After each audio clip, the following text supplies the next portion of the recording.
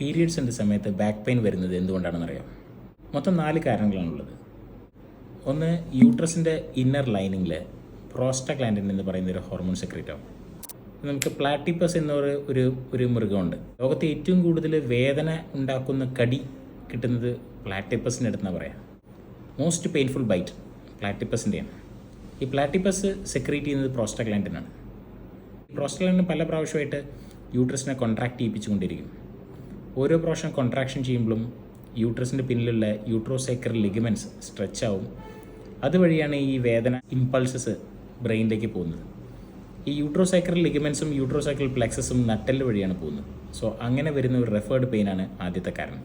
രണ്ടാമത്തെ കാരണം, പീരിയഡ്സിൻ്റെ 1-2 ദിവസം മുന്നേ തന്നെ നിങ്ങളുടെ ഈസ്ട്രോജനും പ്രൊജസ്ട്രോണും ഹോർമോൺസും ഒരു ഡ്രോപ്പ് ഉണ്ടാവും.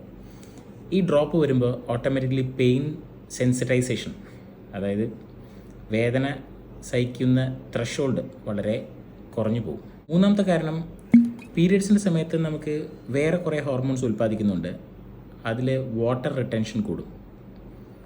ഈർപ്പശക്തി ഓരോ സെൽസും കൂടുതലായിട്ട് റീറ്റെയിൻ ചെയ്യും. ഈ റിട്ടൻഷൻ കൊണ്ട് നെർവ്സൊക്കെ ചെറുതായിട്ട് സ്ട്രെച്ച് ആവും. ഈ സ്ട്രെച്ച് പെയിൻ ഇൻഡ്യൂസ് ചെയ്യും.